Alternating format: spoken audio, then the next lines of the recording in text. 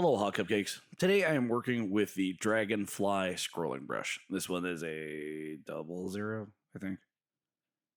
Yeah, it's probably a 00. If it isn't, then it's a single zero because those are really the only two of these brushes that I work with. Now, the reason I want to post this video and talk to you guys about this one isn't so much that I'm doing a review on scrolling brushes. This is more that I don't use a scrolling brush for scrolling. I realize that that's an unusual thing, and I should probably be using a sword striper for this. In fact, later on today, I will be working with a sword striper, hopefully posting another video of yet another brush that you've never seen or heard from, because it's magical. But I've noticed that over the years, especially after I had several wrist injuries from weightlifting and just living on this planet and crashing bicycles and other obscure reasonings for destroying myself, that the scrolling brush and holding it upright the way that I do when I do my pinstriping designs took a lot of the stress out of the back part of my thumb and all of the stress off of my middle finger, which meant that I was able to hold the brush fairly stable. So when you have that little bit of a jitter at the tip of your brush that you would get when you're holding at certain angles, I noticed that working with this, the way that you hold one of these, I no longer had that problem. Now, considering I had to take a couple of years off for surgery and a couple of other bits and pieces, this was a big deal for me because rehab on your wrist is a very long-term thing.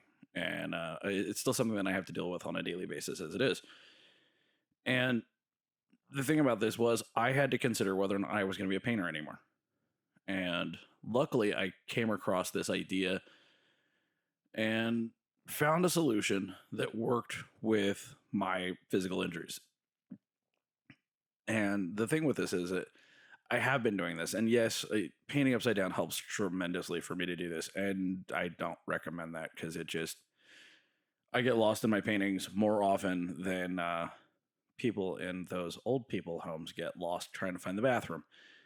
And it's not my favorite way of doing things. However, it is something that I have developed over the years of being comfortable.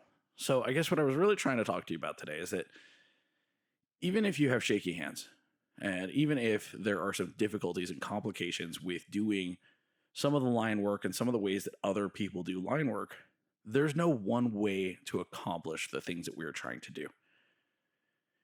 You can use a scrolling brush to do complex pinstriping designs. If you really want to be hardcore about it, you could do sidelines with a scrolling brush.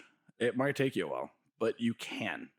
So if that is the thing that is more comfortable for you to work with, and if it is something that makes your workflow possible versus trying to do this the traditional way, do it.